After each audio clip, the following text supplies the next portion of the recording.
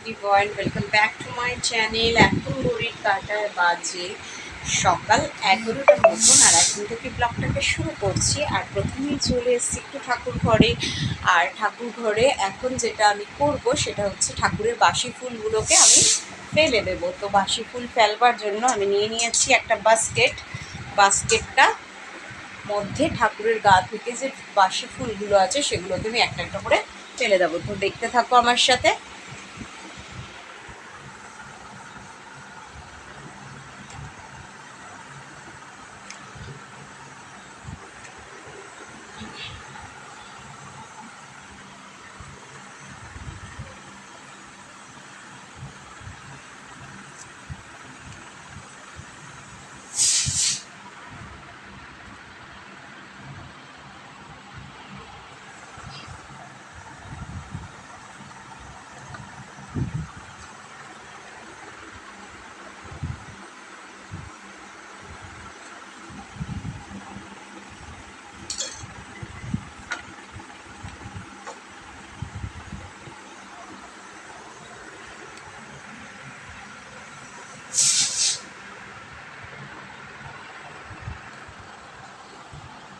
তো দেখো, আমি ঝুড়িতে একটা একটা করে বাসি ফুল কিন্তু তুলেই নিয়েছি।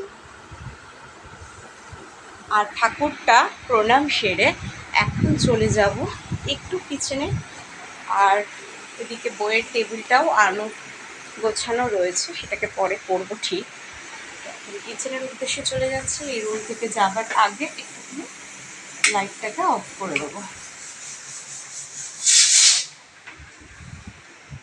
তো এদিকে আমি দেখো রান্নাটা চাপিয়ে দিয়েছি সকাল সকাল। এদিকে দেখো আমি কুকারে ডাল সেদ্ধ দিয়েছি, মুগ ডাল, লাউ দিয়ে হবে আজকে, সোনা মুগ ডাল হবে। আর এদিকে দেখো ভাত বসিয়েছি, তো ভাতটাও এদিকে ফুটে এসছে। তো ভাতটাকে এখন একটু নাড়াচাড়া করে দেবো।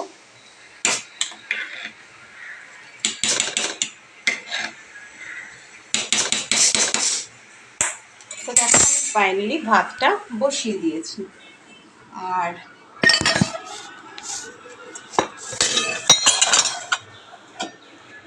তো ভাতটা বসানো হয়েই গেছে আমার, তো দেখতেই পেলে। এখন আমি ভাতটাকে একটু দেখে নেব ভাতটা কতদূর সেদ্ধ হয়েছে।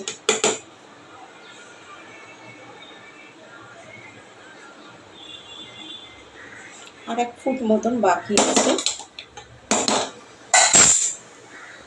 আর এদিকে ডালটা একটু ঠান্ডা করতে দেব কুকারটা, তো সেটার জন্য আমি সিনে রাখলাম। আর এদিকে দেখো আমি সবজি কাট করে নিয়েছি। আজকে হবে পুঁই শাক দিয়ে কুমড়ো দিয়ে একটা ঘন্ট মতন তো হবে। তো এখন দেখবো ফ্রিজে কি আছে। আর ফ্রিজে কাঁচা মাছ আছে, সেটাকে এখন বার করে নেব।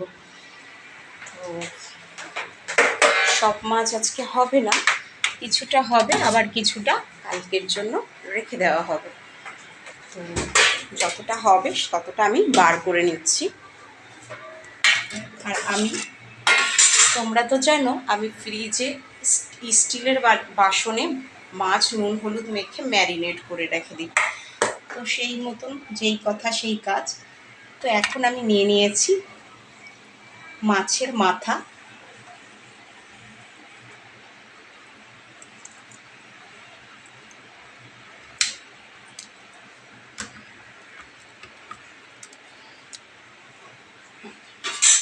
বাকি এই মাছটা দেখো, আজকে রান্না করব 3 পিস মাছ আর 1 পিস মাথা গুনে গুনে, যেহেতু 3 জন লোক আমরা। আর বাকি মাছটা আমি ফ্রিজে আবার কালকের জন্য রেখে দেব।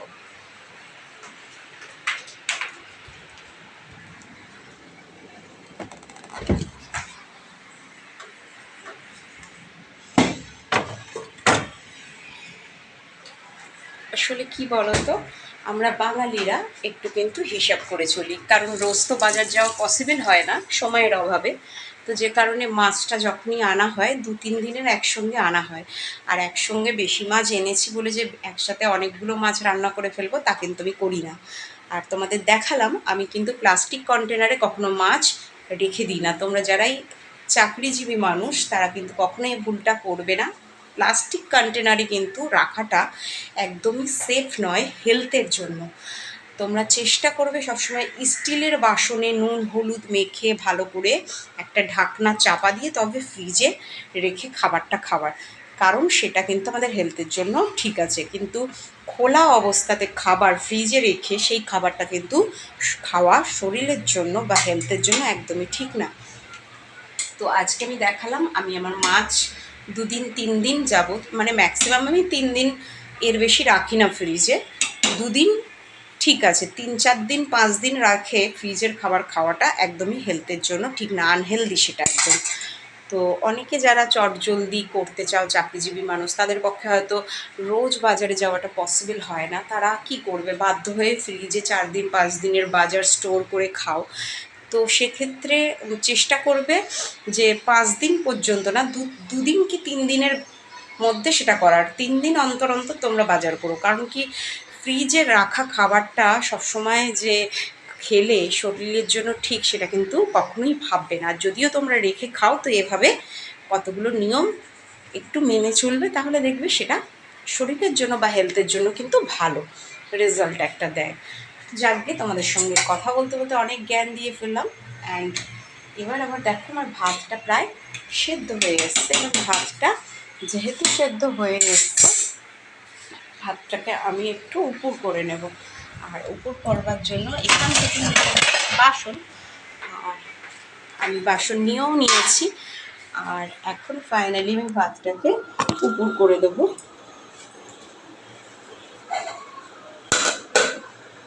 তারপর বাদ বাকি পরের রান্নাটায় আসছি। তো তোমাদের সঙ্গে কথা বলতে বলতে আমার ভাতটা হয়ে গেছে, ভাতটা আমি উপুর করে নিচ্ছি।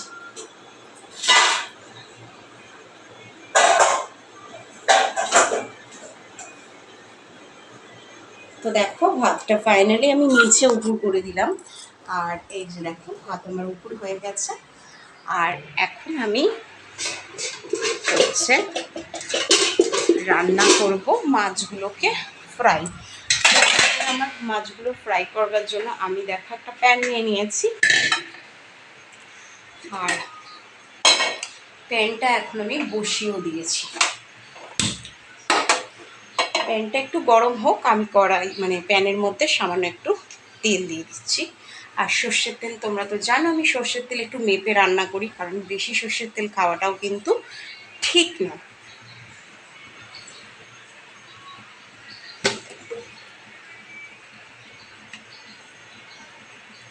অল্প তেল মশলা দিয়েও কিন্তু রান্না করা যায়।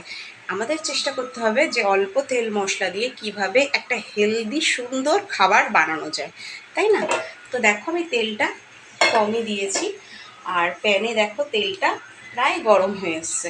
যতক্ষণ পর্যন্ত না গরম হয় ততক্ষণ কিন্তু মাছগুলোকে আমি দেবো না, কারণ না হলে তেল ঠিকরবে। অনেকেরই এমন হয় গায়ে মাছ ভাজতে গিয়ে তেল ঠিকরে ছিটকে ফোসকা পড়ে যায়, সেই ভুলটা কখনোই করবে না। গরম তেলে তবে কিন্তু কাঁচা মাছগুলো দেওয়া উচিত, কারণ নইলে তেল ছিকড়ে গায়ে ফোসকা পড়ার উপক্রম হতে পারে। তো যখনই তোমরা এরকম মাছ ভাজবে আগে প্যানে তেলটা গরম করে নেবে কিছুক্ষণ। দেখো আমি যেভাবে গরম করে নিচ্ছি।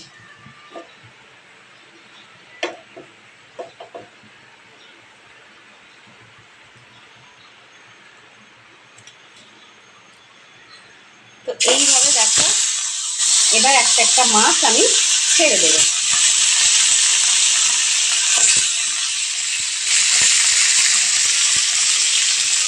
মাছগুলো প্রায় আমি ছেড়ে দিয়েছি একটা একটা করে, দেখতেই পেলে। আর এদিকে মাছগুলো ছেড়ে দেওয়ার পর আমি একটু উল্টে পাল্টে দেবো, দুদিকটা উল্টে দেবো, তাহলে ভাজাটা দুদিকে সমানভাবে হবে।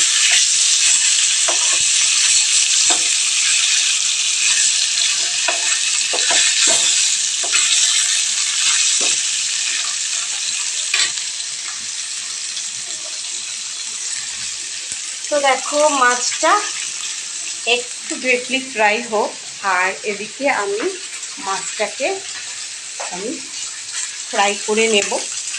আর তারপরে যেটা করব সেটা হচ্ছে মাছের মাথাটা হালকা একটু ফ্রাই করে নেবো, এপিঠ ওপিঠ উল্টে নেবো, তারপরে সবজিটা বসিয়ে দেবো।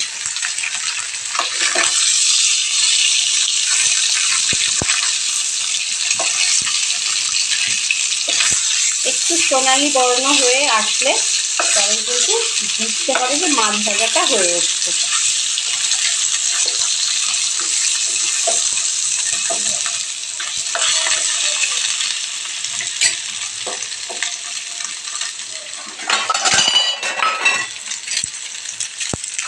মাছ ভাজাটা এদিকে হোক, আমি একটা প্লেট রেডি করে নেব জলদি, কারণ মাছ ভাজাগুলো তুলতে হবে।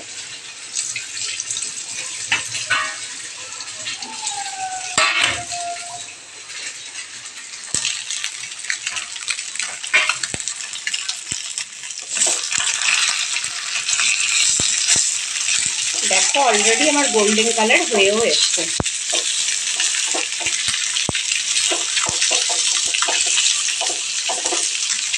তার মানে বুঝতে হবে আমার মাছ ভাজাটা হয়ে আসছে। যখনই সোনালি কালার হয়ে আসবে তখনই চেষ্টা করবে মাছটা তুলে নেওয়ার, যদি তোমরা মাছের ঝোল বা মাছের কারি রেসিপি বানাতে যাও।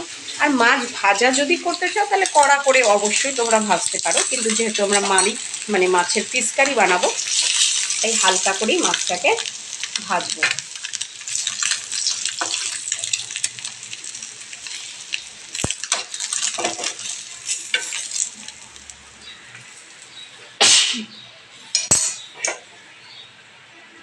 তো দেখো এদিকে আমি মাছ ভাজাটা হয়ে গেছে বলে তুলে রাখলাম একটা প্লেটের ওপর, আর এদিকে আমি মাছের যে মাথাটা রয়েছে সেটাকেও একইভাবে ভেজে নেব।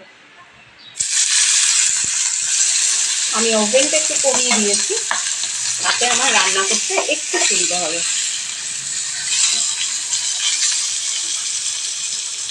একইভাবে মাছের মাথাটাকে আমি ভেজে তুলে নেব, তারপরে আমি সবজিটা চাপিয়ে দেবো।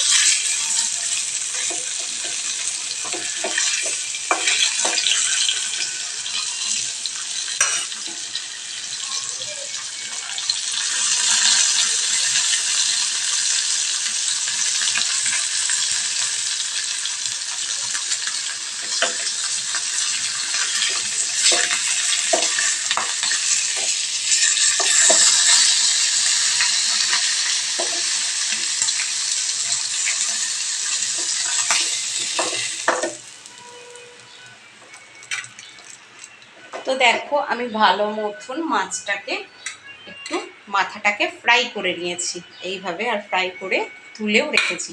এবার তেলটা গরম থাকা অবস্থাতেই আমার যেটা করতে হবে, একটু পাঁচফোড়ন সোমবার আমি দিয়ে দিয়েছি অলরেডি, আর দেওয়ার পর এই যে কেটে রাখা সবজিগুলো একে একে আমি দিয়ে দেব গরম তেলের ওপর। আমি ওভেনটাকে কমিয়ে নিয়েছি।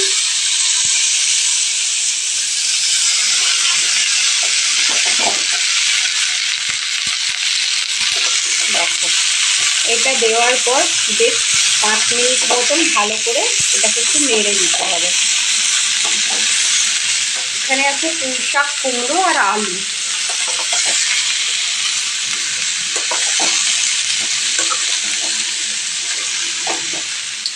কথায় বলে মাছে ভাতে বাঙালি, আর বাঙালি মানে মাছ খাবে না এমন তো হয় না, তাই না?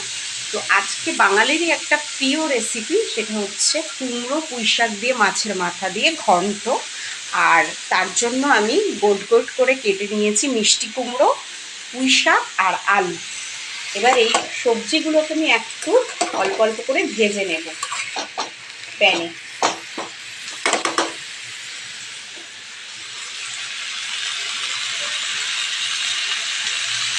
তো এইটা যতক্ষণ না ফ্রাই হচ্ছে ততক্ষণ আমি যেটা করব সেটা হচ্ছে এর ওপর দিয়ে দেব লবণ পরিমাণ মতো।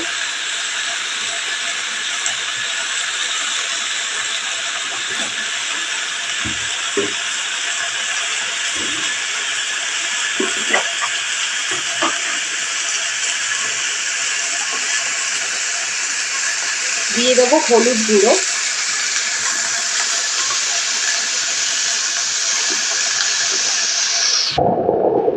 দিয়ে দেবো লাল কাশ্মীরি মির্চ,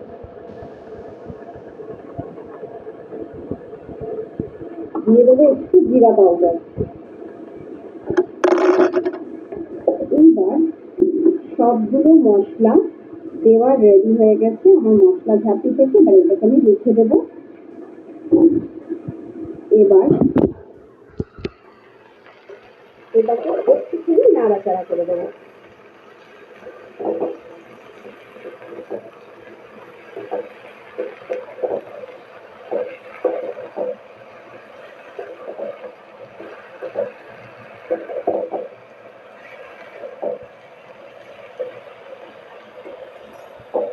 নাড়াচাড়া করার পর পরিমাণ মতন একটু মিষ্টি অবশ্যই দিতে হবে, কারণ মিষ্টি না দিলে না রান্নাটা টেস্ট হবে না, যেহেতু ঘন্ট। একটু মিষ্টি দেবো, কিন্তু সামান্য পরিমাণ।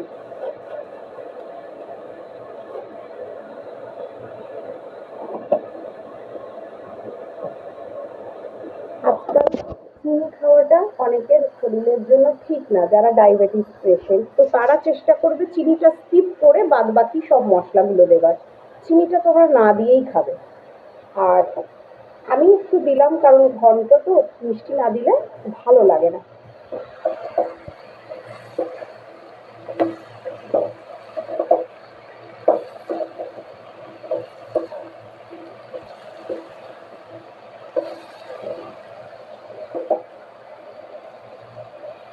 তো দেখো পুঁইশাক কুমড়োটা যখন একটু মজে মজে আসবে, ওপর থেকে আমি দিয়ে দেবো সামান্য একটু পরিমাণ মতন জল, কারণ তরকারিটা সেদ্ধ হতেও কিন্তু জল দিতে হবে। বেশি দেবো না, যেহেতু ঘন্ট, তাই এক বাটি, আমি স্টিলের বাটিতে এক বাটি জল নিয়েছি। আর এই জলটাই আমি ওপর থেকে দিয়ে দেবো। ব্যাস, এই যে জলটা আমি দিলাম, অ্যাড করলাম, এই জলটা কি করবে, কুমড়ো, আলু আর পুঁই শাকের ডাঁটাগুলোকে সিদ্ধ করতে সাহায্য করবে।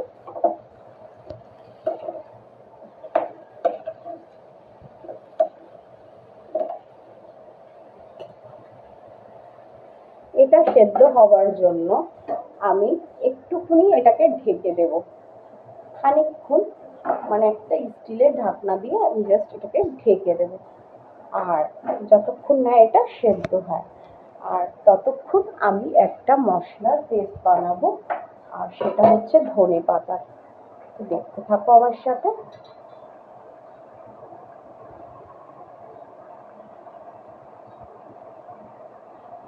তো দেখো ধনেপাতাটা আমি ঝুড়ির মধ্যে নিয়ে নিয়েছি। এবার এটাকে আমি ভালো মতন একটুখানি ধুয়ে নেব, কেন কি না ধুলে না ধনেপাতার মধ্যে অনেক সময় মাটি বালি লেগে থাকে। তো সেটাকে আমি ভালো মতন একটু ধুয়ে নেব।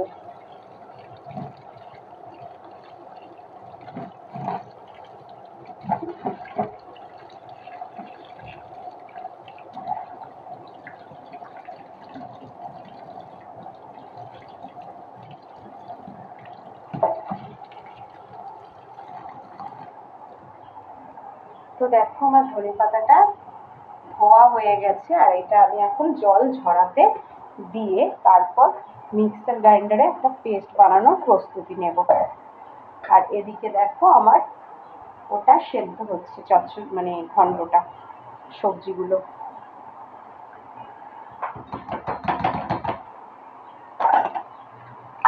তো দেখো মিক্সার গ্রাইন্ডারে আমি ধনেপাতাটা নিয়ে নিয়েছি। এবার এটার একটা আমি পেস্ট বানাবো, আর তার জন্য আমি একটু সামান্য পরিমাণে জল অ্যাড করব।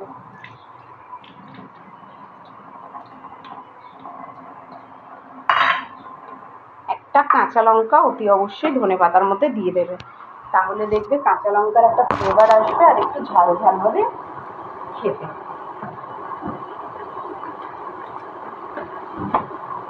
আর এটা হবে কাতলা মাছের ধনেপাতা দিয়ে একটা রেসিপি। তো সেটা বানানোর জন্যই আমি ধনেপাতাটাকে প্রথমে মিক্সার গ্রাইন্ডারে পেস্ট করে নিচ্ছি।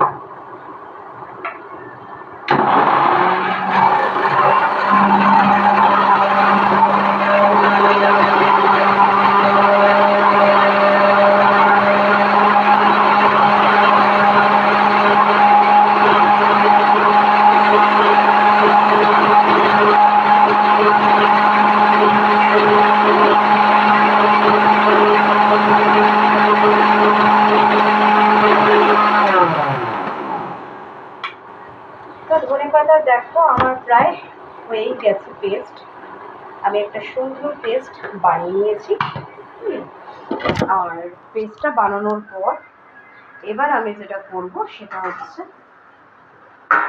ঢাকাটা খুলে দেবো, তরকারি খুলে আমি দেখবো তরকারিটা এখন কতটা হয়েছে।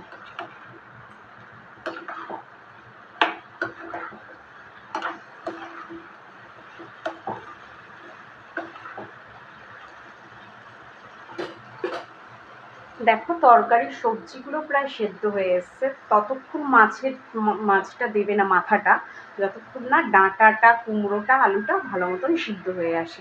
তো দেখো আমি একটুখানি খুন্তি দিয়ে কেটে দেখে নিলাম কুমড়ো, আলু, ডাঁটা প্রায় আধা সেদ্ধ হয়ে এসছে। আর তখনই আমি মাছের মাথাটা উপর থেকে দিয়ে দেবো।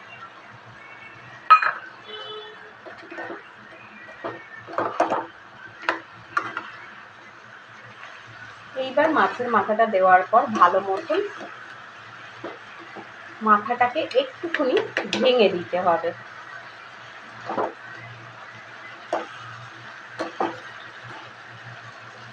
আরও 5-10 মিনিট একটু চাপা দেওয়ার জন্য ব্যবস্থা করতে হবে, তাহলে খুব তাড়াতাড়ি সেদ্ধ হয়ে আসবে। এদিকে দেখো আমি ফিশ কারির একটা মশলা মিক্সার গ্রাইন্ডারে পেস্ট করে নিয়েছি। আর চচ্চড়ি মানে মাছের মাথা দিয়ে পুঁই শাকের যে ঘন্ট বা চচ্চড়ি যাই বলো না কেন, সেটা কিন্তু আমার প্রায় রেডি হয়ে গেছে। আর এদিকে দেখো আমার চুনিয়া মুনিয়া আমার ঘরের ওপরেই বসেছে এসে, পাখি দুটো কি সুন্দর লাগছে, একটা হলুদ একটা সবুজ। আর আজকের বাইরের ওয়েদারটা দেখো কেমন কি,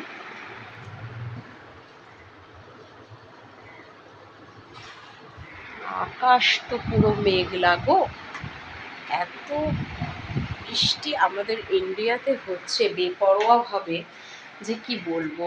আমাদের পুরো বর্ষার টাইমটা থাকে, বর্ষা ঋতুটা থাকে হচ্ছে তোমরা তো জানোই বৈশাখ জ্যৈষ্ঠ নিয়ে হয় গরমকাল, আষাঢ় শ্রাবণ নিয়ে হয় বর্ষাকাল। হ্যাঁ, তো এখন তো দেখা যাচ্ছে আষাঢ় শ্রাবণের থেকেও বেশি দিন ধরে বর্ষা আমাদের ইন্ডিয়াতে স্টে করছে। মানে শুধু আষাঢ় মাস আর শ্রাবণ মাসেই বর্ষা ঋতু থাকছে না। হ্যাঁ, তাতে শরৎকালের আগে বা শরৎকালের পরেও কিন্তু বর্ষাটা থেকেই যাচ্ছে, মানে বৃষ্টিটা হয়েই যাচ্ছে। আর ঋতুর এই ধরনের পরিবর্তনের জন্য আমরা অনেকেই কিন্তু সমস্যার সম্মুখীন হচ্ছি। যেরকম কলকাতায় বেপরোয়া এই বৃষ্টিতে জল জমেছে, পূজা প্যান্ডেলে জল জমেছে, অনেক বড় বড় পুজো মানে বিঘ্ন ঘটেছে এই বৃষ্টির জন্য। মানুষ এবছর সেভাবে আমাদের ইন্ডিয়াতে কেনাকাটা পর্যন্ত করতে পারেনি। মানে শপিং ম্যাক্সিমাম লোকেরাই কিন্তু অনলাইন শপিং করেছে, তাই না? কেউ কি সেই আগে মানে আগেকার দুর্গাপুজো মহালয়ার আগে আগে একটা মাস বা 15 দিন আগে থেকে কিন্তু আগে আমরা কি করতাম, যে দুর্গাপুজো আসছে শপিং করতে যে যার মতন বাবা মায়ের হাত ধরে বেরিয়ে পড়তাম, তাই না? বড় বড় দোকানে বা বড় বড় শপিং মলে। কিন্তু এখনকার বর্তমানে এই ঋতু পরিবর্তনের জন্য এত বর্ষা, এত বৃষ্টি, তার ফলে কিন্তু আমরা অনেকেই, মানে বললে ভুল হবে, সবাই বেশিরভাগই কিন্তু এবার অনলাইনেই শপিং করেছি, তাই না? পুজোর সেই আমেজ আনন্দ অনেকটাই কিন্তু এই ঋতু বা কালের পরিবর্তনের জন্য কিন্তু নষ্ট হয়ে গেছে, তাই না বলো? আমাদের তো অনেকেরই হয়েছে, আমার সাথেও ঘটেছে। তোমাদের মধ্যে এরকম কার কার ঘটেছে কমেন্টে প্লিজ জানিও। কিন্তু দুর্গাপুজো আসার যে মানুষের মনে যে আগ্রহ, আনন্দ, বাবা মায়ের সঙ্গে হাত ধরে ঠাকুর দেখতে যাওয়া, পুজোর শপিং করতে যাওয়া, সেটার যে একটা কোথায় যেন আনন্দগুলো হারিয়ে গেছে, তাই না? এবছর যেটা হয়েছে সেটা কি বলতো, এত বৃষ্টি আমাদের ইন্ডিয়াতে হয়েছে যে এই বছর মানুষ কারোর কোনো দোষ নেই, জানো তো? প্রকৃতির বিভ্রান্তিতেই না এমনটা ঘটেছে, জানো? মানুষ বৃষ্টি ভিজে শরীর খারাপ করে জামা কাপড় কিনতে যাবে, আর নাকি অনলাইনে ঘরে বসে শপিং করবে, তাই যেই কারণে অনলাইনটাকেই বেছে নিয়েছে তারা। হ্যাঁ, কিন্তু অনলাইনে শপিং করালে সেই আনন্দ কোথায় যেন বিলুপ্ত ঘটে গেছে, তাই না? বিলুপ্তি হয়ে গেছে। আর সবথেকে বড় কথা, অনলাইনে কেনাটা হচ্ছে তুমি নিজে কি কিনছো তুমি জানতে পারছো আর তোমার পরিবারের পরিজনেরা জানতে পারছে। কিন্তু পুজোয় ভেবে দেখো তো, সবাই মিলে হাত ধরে যদি দোকানে বা মলে শপিং করতে যাও, কত মানুষ তোমাদের দেখতে পাবে তুমি কি কিনছো বা তারা কি কিনতে পারছে, তাদের কেনাকাটাগুলোও কিন্তু তোমরা নিজে চোখে দেখতে পারো, তাই না? তা সেই আনন্দটা কোথায় যেন হারিয়ে গেছে না? যাকে অনেক কথা বলতে বলতে অনেক জ্ঞানও দিয়ে ফেললাম। আর বলতে বলতে দেখো আমার রান্নাটা কিন্তু প্রায় কমপ্লিট। আর আজকের ব্লগটা তোমাদের কেমন লাগলো প্লিজ প্লিজ কমেন্টে জানাও, লাইক করে দাও, শেয়ার করে দাও, সাবস্ক্রাইব করে দাও। আর এই যে আমার ঘরের সামনে মা দুর্গাকে প্রণাম জানিয়ে আজকের ব্লগটা শেষ করছি। দেখা হবে আবার একটা পরের ব্লগে।